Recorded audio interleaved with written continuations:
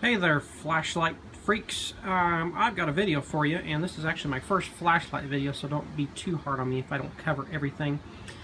But we have got here the Ultra Bright Against Darkness UltraFire flashlight that I got off of eBay. Turn the box around here, and you can see that is a super LED searching tool for outdoor activity, compatible with 18650, 26650, and 32650 lithium batteries. The cool thing about this is, supposedly, of course it's a Chinese rating, so don't trust what it says, but it is supposedly 22,000 lumens.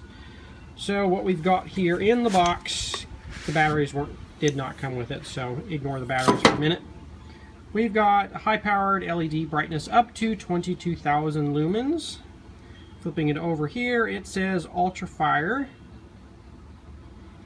And looking at the lens real quick, we have got 18, yes, 18 T6 LEDs. XML T6 LEDs. So a lot of LEDs. So what you get in the box is, of course, the flashlight itself.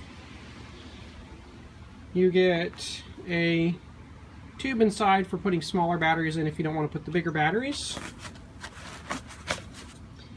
The other section, and you can see the bottom where some of their other lights actually have the button on the bottom. This one has it on the side, and it looks like they use the same tail cap because it looks like it's machined to accept a tail cap switch, but this of course does not have that. And inside here it's got the other downsizing tube for smaller batteries.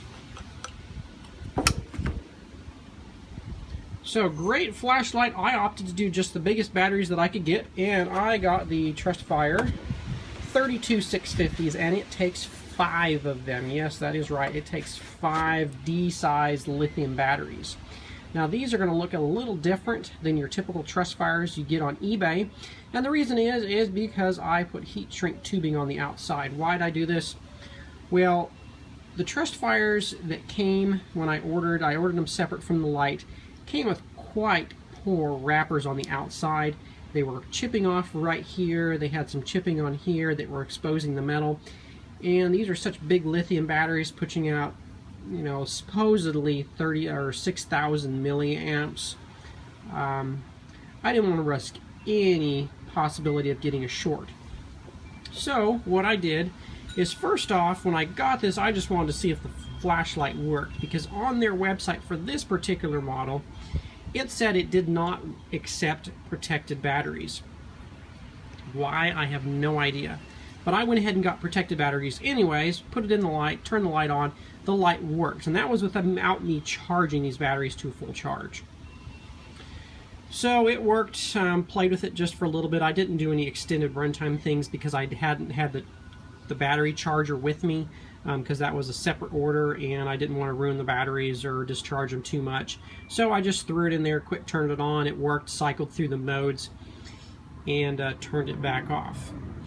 Incidentally, this has got 5 modes: high, medium, low, strobe, and SOS. It always starts on high, and what I found is if I hold this button down, the light will turn off.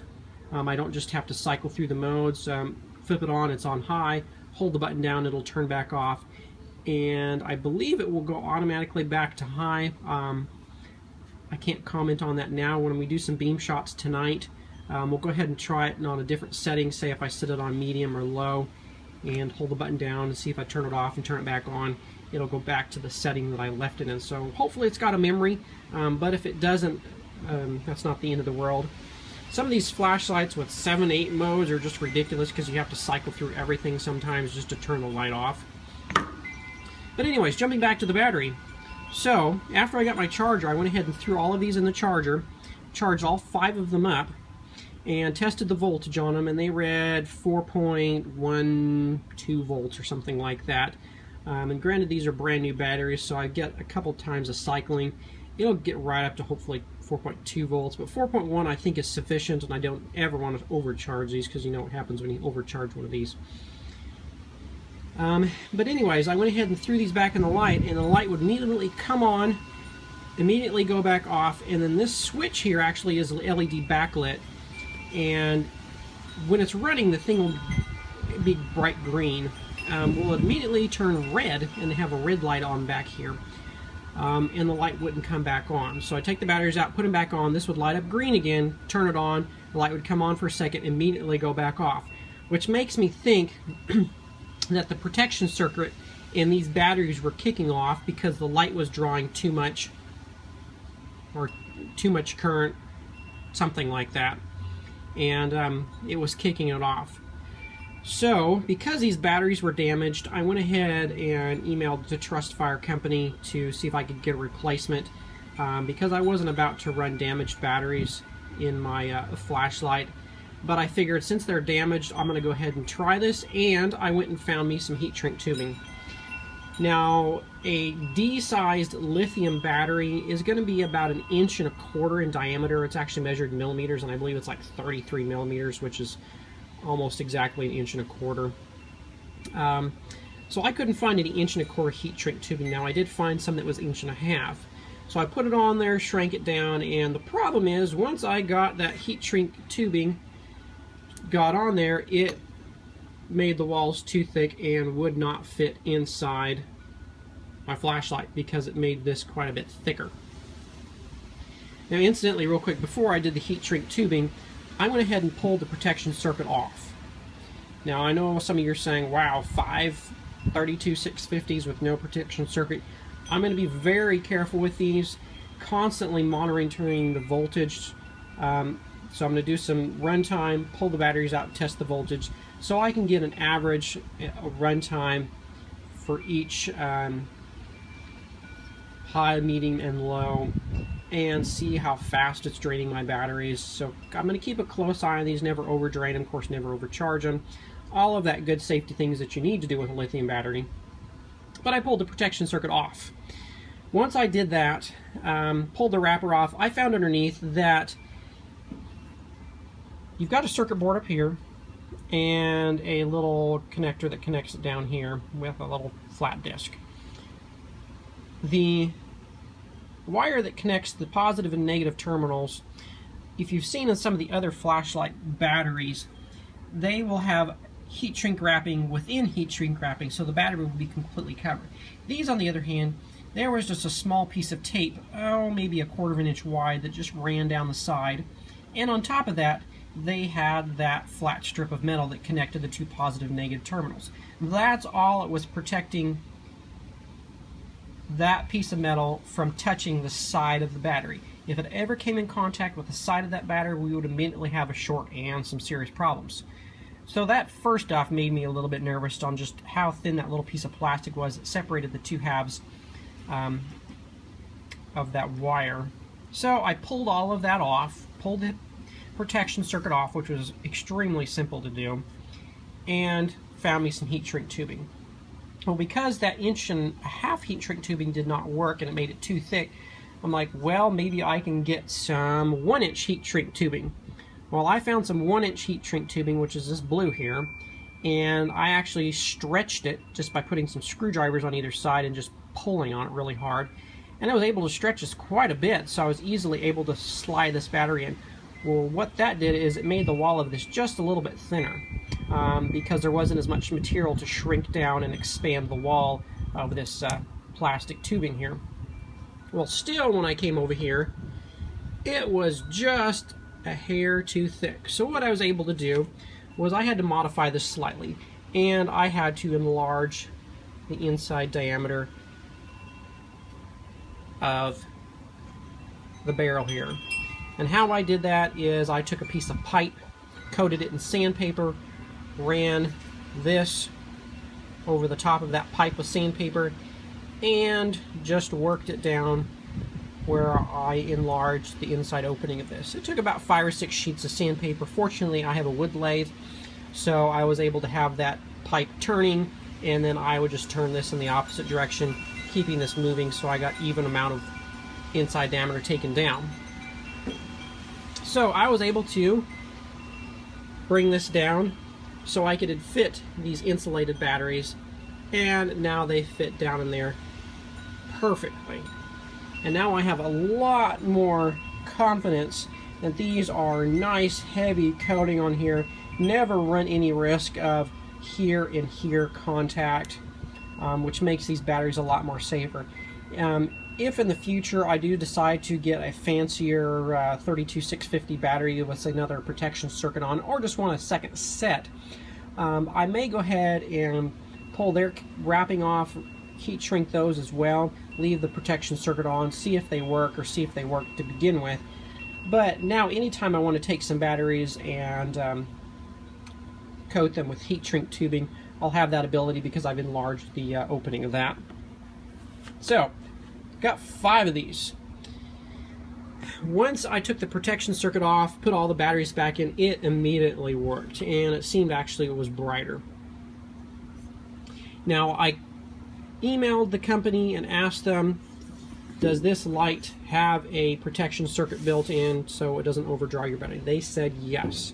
Now granted, it is just testing the pack voltage, so that's why I'm going to periodically take this light out and check it. But that does give me a little more confidence, and I do know that there's a red light that kicks on if something's wrong with the voltage. Now, even though this light comes in 2 sections, I tried just, inserting the tail cap. Now, some of these lights, UltraFire cells, you can run them, or UltraFire lights, you can run them with less cells. Say I wanted to run a 3 battery configuration here, which is the length of this. I actually tried dropping 3 batteries in here. Red light came on again. So this requires you to run all 5 batteries in series, which series means, in a straight line. Instead of just, say a 3 battery set, you get a little bit less light, or a little bit less runtime.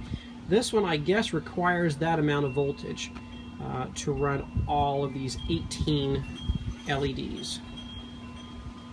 Nice glass lens, heavy light. Now on high, this heat sink builds up some heat quick. Within a minute of running this, this gets quite warm to the touch. And that's another concern when running lithium batteries is heat. And I immediately pulled the batteries out, checked them, they were not warm or over being worked, but this heatsink did put out a fair amount of heat. So probably if I'm out camping or going somewhere, I'm not going to run this on high for any extended length of time. I'm probably going to run it on the low setting because with 18 LEDs, even on the low setting, it's insanely bright. As soon as it gets dark here, I'm going to do some beam shots, and my reference light that I'm going to compare it with is a 3400 Lumen HID light. I know the HID is running about 3400 degrees Kelvin, so it's a warmer light, but with a 3400 degree Kelvin bulb, I know that my lumen output is going to be very accurate, which means I have an accurate representation of what 3400 lumens is supposed to look like. Is this 22,000 lumens? I doubt it. It's very, very bright. Even if each bulb was putting out 1,000 lumens, that would be 18,000 lumens, obviously. And I think it's, I'm guessing it's 10 to 15,000 lumens. But I'll let you guys be the judge of it. I know it's going to be slightly harder to see on a cell phone, and I'm actually using my brand new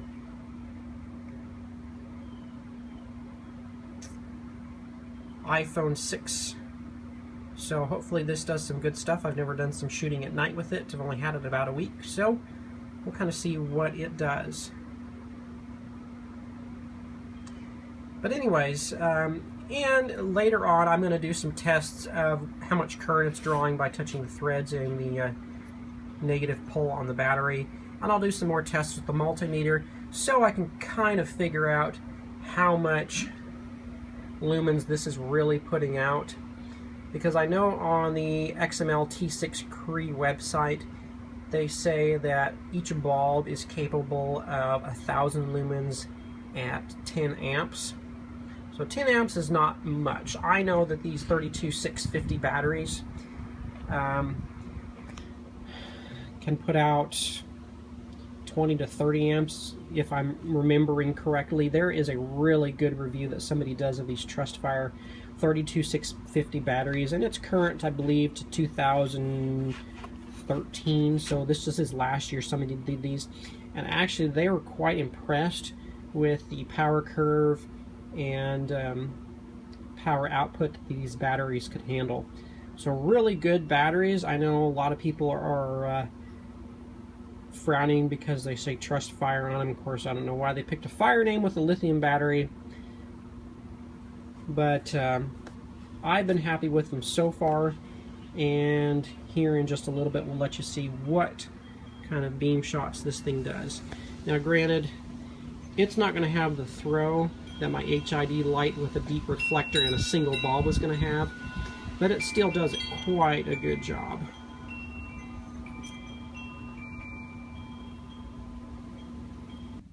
Alright guys, I'm right to get started here. Just to show you my control light, this is a 35 watt HID. It's got a 3400 degree Kelvin bulb, so it's putting in the range of about 3,400 lumens. So it's right there. So 35 watt HID. And this monster, the 5 battery, 22,000 lumen, 18 XMLT6 Cree LED.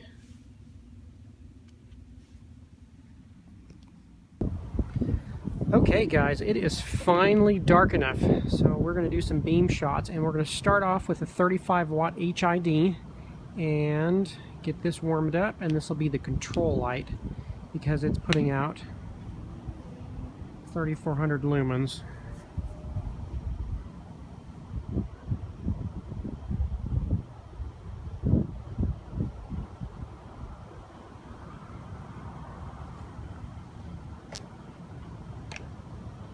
So we can shoot to the top of the tree.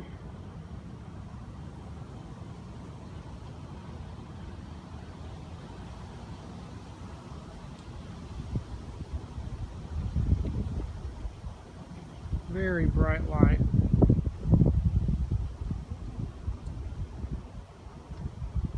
And of course it takes a second to warm up.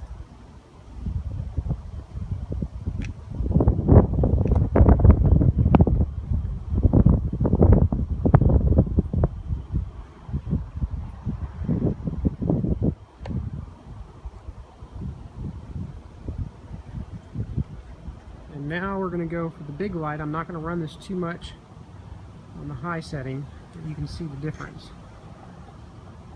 Ready? Here goes.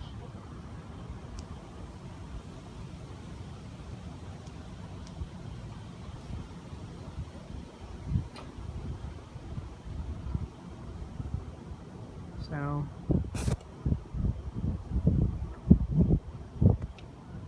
a lot more floody than that one versus that. HID, LED.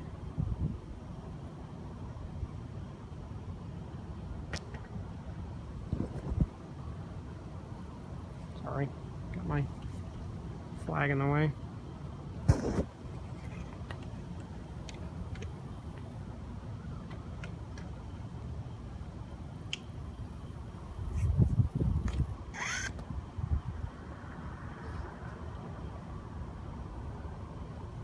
HID again, LED. Let's turn the HID off.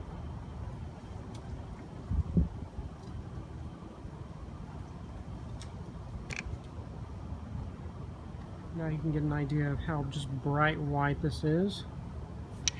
And kind of cool, the button lights up so you can actually see where the button is. But it pretty much lights up the whole neighborhood. Put it on low or medium. and low. Low still puts out quite a bit of light. And you've got strobe, SOS, and we're back to high.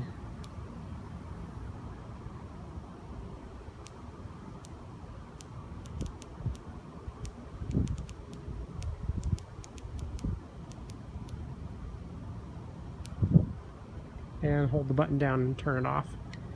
Already the heat sink on this thing is quite warm. The head of this thing is quite warm. Okay, we're inside now and I'm talking quietly because my kids are asleep. But we're going to do the HID again.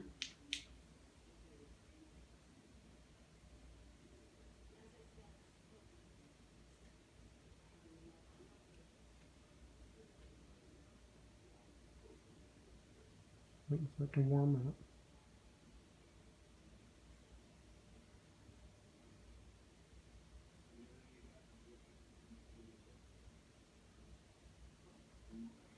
So 3,400 lumens at 3,400 Kelvin bulb.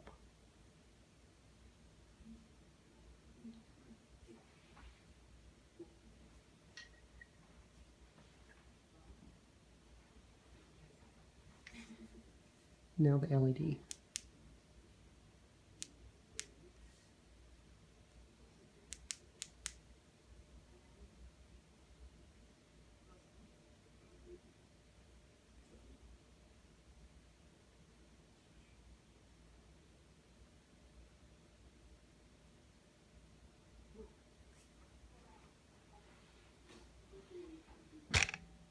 LED,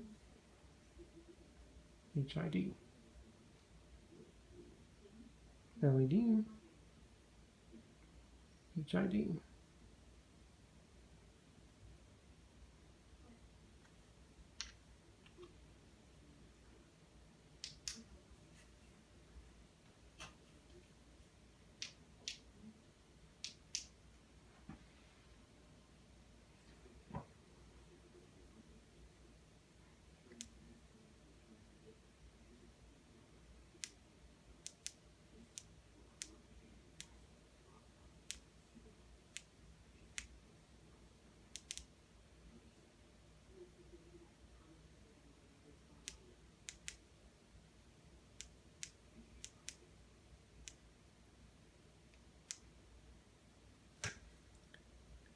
And it's got a glow in the dark button. So, yeah, finally, tell me what you guys think. Very cool light. It does get very hot on high. It's pretty hot to the touch right now. So I doubt I will be running it for any extended length of time on the high. But still, low and medium are an insane amount of light. Obviously, it doesn't have quite the spot as the HID does, but because you have a multiple reflector, multi-bulb light, you aren't going to get the single spot. It is more floody, so I would say this light is a little bit more usable over the HID in the sense that it illuminates everything around you as well and not just a single solid spot. Now if you're just into lights for throwing for long distance, this may not throw quite as far, but it's a pretty bright light, and hopefully eventually I will figure out actually what the actual lumen output is of this. But 22,000 lumens, I pretty highly doubt it, but I do think it's significantly brighter than the HID. And if you guys want to comment or have any questions, please feel free to comment below, or any pointers for my light. Thanks for watching.